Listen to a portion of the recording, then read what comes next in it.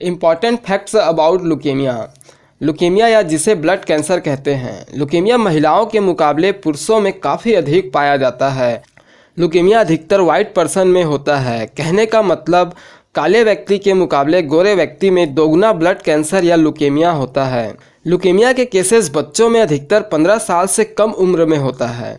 Leukaemia 4 तरह के होते हैं: acute lymphoid leukaemia, acute myeloid leukaemia, chronic lymphoid leukaemia, chronic myeloid leukaemia. इन चारों में बच्चों में जो सबसे अधिक पाया जाता है वो है acute lymphoid leukaemia. Blood cancer का 80% केस बच्चों में एक्यूट लिम्फोइड लुकेमिया ही होता है। बुजुर्ग में लगभग 55 साल से अधिक उम्र के व्यक्ति में जो लुकेमिया पाया जाता है वो है क्रोनिक लिम्फोइड लुकेमिया, और जो एडल्ट्स में अधिकतर पाया जाता है वो है क्रोनिक माइलॉइड लुकेमिया। लुकेमिया के एग्जैक्ट कारण का तो अभी तक पता नहीं चल पाया है, लेकिन कई ऐसे फैक्टर हैं जो लुकेमिया को जन्म देने में अपना रोल निभा सकते हैं। इसमें शामिल है जेनेटिक फैक्टर्स, यानी कि फैमिली में अगर किसी को लुकेमिया था तो बच्चों में ट्रांसफ़र हो सकता है। जेनेटिक्स डिसीज़ जैसे कि Down syndrome, Fanconi's anaemia, Bloom's syndrome भी लुकेमिया के कारण बन सकते हैं। एनवायरमेंटल फैक्टर्स जैसे कि आयोनाइजिंग रेडिएशन के एक्सपोजर में आने पर, या फिर वायरल इन्फेक्शन जैसे कि human T cell lymphoma leukaemia virus और एप्स्टीन वायरस के कारण भी लुकेमिया हो सकता है। इसके अलावा एटॉमिक बॉम्ब एक्सप्लोजन जैसे कि द्वितीय विश्व युद्ध के समय जापान में गिराया गया था, बार बार एक्सरे करवाने से, कुछ केमिकल्स के एक्सपोज में आने पर लाइक बेंजीन, स्मोकिंग करने से और कुछ मेडिसिन्स की वजह से भी लुकेमिया डेवलप हो सकता है।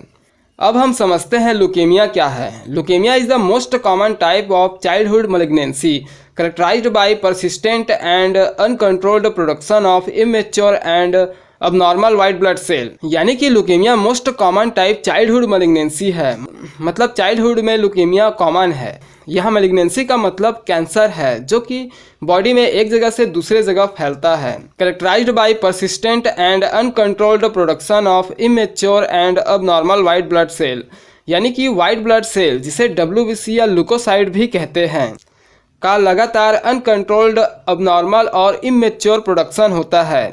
यहाँ अनकंट्रोल्ड यानी जो बॉडी के कंट्रोल से बाहर है। सिंपली कहें तो वाइट ब्लड सेल नॉर्मल नहीं बनता है। वाइट ब्लड सेल के बनने के प्रोसेस में बॉडी का कंट्रोल भी नहीं होता। साथ ही WBC लगातार अबनॉर्मल बनता रहता है। यानी कि लुकेमिया का मतलब हुआ नॉर्मल WBC का कम हो जाना या अबनॉर्मल WBC का बढ़ जाना। चूँकि लुकेमिया WBC से रिलेटेड है तो पहले इसके काम को भी जान लेना हमारे लिए ज़रूरी हो जाता है। WBC हमारे ब्लड में प्रेजेंट होते हैं जब भी बैक्टीरिया, वायरस या अन्य किसी प्रकार का सूक्ष्म जीव जो कि बीमारी पैदा करने वाला है हमारे शरीर में प्रवेश करता है तो WBC उसे मारने का प्रयास करता है। WBC हमारे शरीर की प्रतिरोधक क्षमता है या इम्यून सिस्टम है। WBC हमें इलनेस और बीमारी से बचाता है। अगर आप WBC और लुकेमिया से रिलेटेड बेसिक चीज़ों को समझना चाहते हैं, जैसे कि WBC कहाँ बनता है, लुकेमिया के कितने टाइप्स हैं, WBC कैसे बनता है, कैंसर का मतलब क्या होता है, तो आप इस वीडियो का पार्ट 1 देख सकते हैं। इसका लिंक आपको ऊपर आई बटन और वीडियो के डिस्क्रिप्शन में मिल जाएगा। Sign and symptoms of leukaemia. Leukaemia के क्या क्या लक्षण हैं? वज़न कम होना, थकान होना, बुखार, रात को पसीना निकलना, भूख न लगना, ये सभी सामान्य लक्षण हैं। लुकेमिया में रेड ब्लड सेल या RBCs का लेवल ब्लड में कम हो जाता है। RBCs हमारे बॉडी में ऑक्सीजन को लंग्स से पूरे बॉडी में पहुंचाने का काम करता है और बॉडी से CO2 को वापस लंग्स में लेकर आता है। RBCs की कमी के कारण या ब्लड की कमी के कारण या इसी को अनीमिया कहते हैं तो थकान, आलसी जैसे लगना, चक्कर आना, हेडेक होना, स्किन का पीलापन पड़ना और सांस लेने में दिक्कत होना, ये सारे लक्षण RBCs की कमी की वजह से शो होते हैं। लुकेमिया में WBCs या वाइट ब्लड सेल का भी लेवल ब्लड में कम हो जाता है तो WBCs की कमी के वजह से इन्फेक्शन होने के बहुत ज़्यादा चांसेस होते हैं। लुकेमिया में WBCs की कमी की वजह से बॉडी इन्फेक्शन से लड़ नहीं पाता है, इसलिए लुकेमिया के पेशेंट को बार बार इन्फेक्शन होता है या बार बार वो बीमार पड़ते रहते हैं। लुकेमिया में प्लेटलेट्स का लेवल भी ब्लड में कम हो जाता है।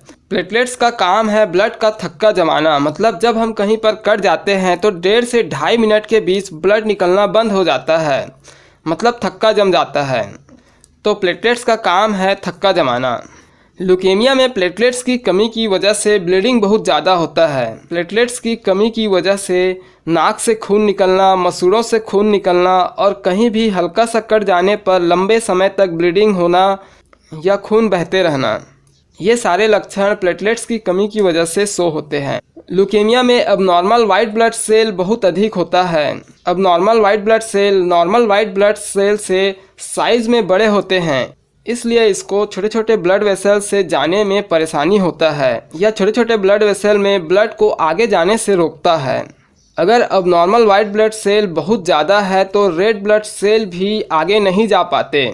इस कंडीशन को ल्यूकोस्टेसिस कहते हैं, जिसमें स्ट्रोक जैसे सिम्टम्स शो होते हैं, जैसे कि headache, weakness in one side of the body, confusion, नींद जैसे लगना और अस्पष्ट बोलना। ये सारे लक्षण ल्यूकोस्टेसिस के वजह से होता है। ब्लीडिंग और क्लोटिंग के बारे में आपको प्लेटलेट्स में बताया था। इसमें नाक से खून बहता रहता है, रुकता भी नहीं है, कंटिन्यू बहता रहता है, या कहीं पर कट जाए तो भी ब्लड रुकता नहीं है, लगातार बहते ही रहता है। इसका कारण है प्लेटलेट्स की कमी। हड्डी और जॉइंट्स में दर्द होना, इसका कारण है abnormal white blood cell joints में जमा हो जाता है। पेट में सूजन होना, इसका भी कारण है abnormal white blood cell liver और स्प्लीन में जमा हो जाता है, जिसके कारण लीवर और स्प्लीन का साइज बड़ा हो जाता है।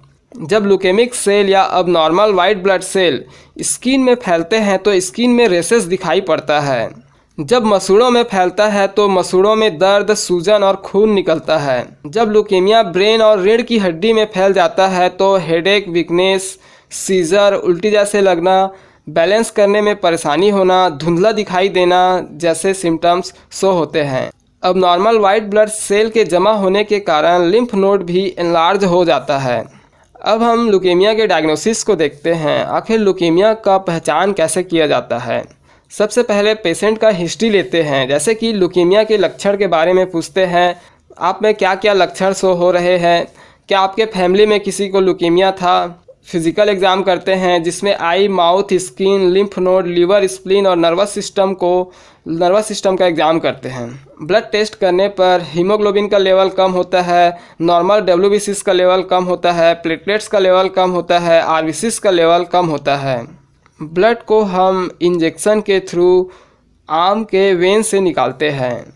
इसमें बोन मेरो का भी सैंपल लिया जाता है ताकि कैंसर सेल का एग्जामिन कर सकें। बोन मेरो का सैंपल 2 तरह से लेते हैं। First, bone marrow aspiration, second, bone marrow biopsy. Bone marrow का सैंपल कलेक्ट करने के लिए हिप बोन का यूज़ करते हैं। एक नीडल को बोन मेरो में इंसर्ट करते हैं और सैंपल को एस्पिरेट कर लेते हैं, मतलब इंजेक्शन के थ्रू निकालते हैं।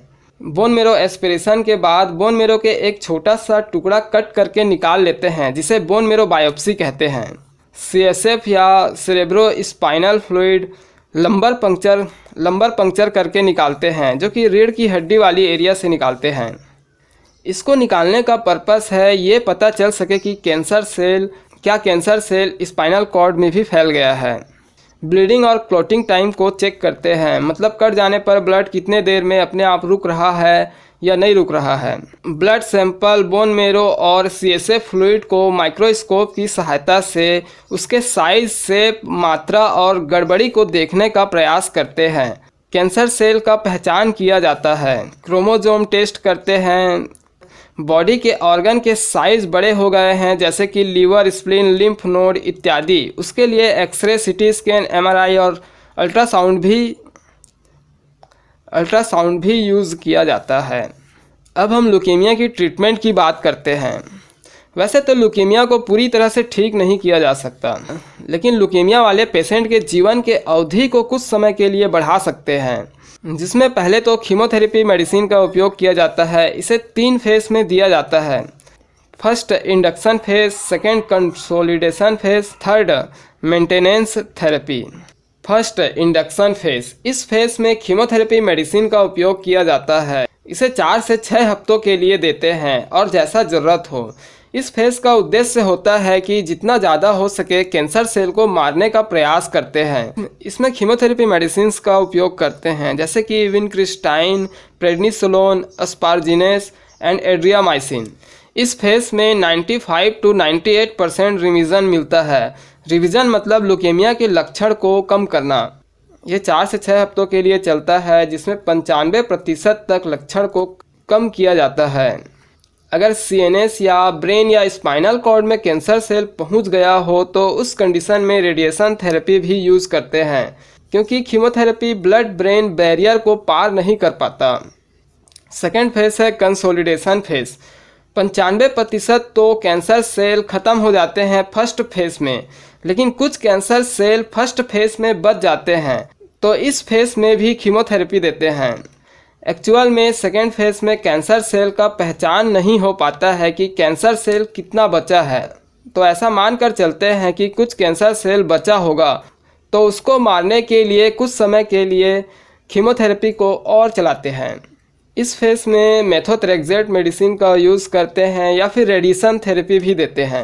थर्ड फेज है मेंटेनेंस थेरेपी। ये फेज लंबा चलता है। इस फेज का उद्देश्य है कैंसर सेल को रोक कर रखे रहना। जब तक मेडिसिन चलता है तब तक कैंसर सेल दबा रहता है। इस फेज में भी कुछ मेडिसिन का उपयोग करते हैं जैसे कि मेथोट्रेक्सेट। सेकेंड मैनेजमेंट है बोन मेरो ट्रांसप्लांट। लुकेमिया के केस में बोन मेरो ट्रांसप्लांट या स्टेम सेल ट्रांसप्लांट करते हैं। स्टेम सेल बोन मेरो से निकालते हैं और पेशेंट में इंसर्ट कर देते हैं। अगर आप बोन मेरो ट्रांसप्लांट पे डिटेल्ड इन्फॉर्मेशन चाहते हैं तो कमेंट करें। कीमोथेरेपी, रेडिएशन थेरेपी और बोन मेरो ट्रांसप्लांट लुकेमिया का ट्रीटमेंट है। बट साइन एंड सिम्टम्स लक्षण के आधार पर सपोर्टिव और सिम्टोमेटिक ट्रीटमेंट करते हैं जैसे कि फीवर के लिए पैरासीटामोल, दर्द के लिए एनाल्जेसिक मेडिसिन, इन्फेक्शन के लिए एंटीबायोटिक्स, एंटीवायरल। साथ में कीमोथेरेपी और रेडिएशन थेरेपी के साइड इफ़ेक्ट्स को भी मैनेज करते हैं। मैंने इस वीडियो में आपको हर चीज़ बताने का प्रयास किया है। अगर समझ में ना आए तो वीडियो को एक बार रिपीट देखें। फिर भी डाउट हो तो कमेंट करें। अगर आप हमसे जुड़े रहना चाहते हैं तो चैनल को सब्सक्राइब कर लें। वीडियो पसंद आया हो तो वीडियो को लाइक करें और केवल ये जानना चाहते हैं कि लुकेमिया क्या होता है तो इस वीडियो का पार्ट 1 वीडियो देखें जिसका लिंक आपको ऊपर आई बटन और नीचे डिस्क्रिप्शन में मिल जाएगा। Thank you for watching. आपका हर दिन शुभ हो।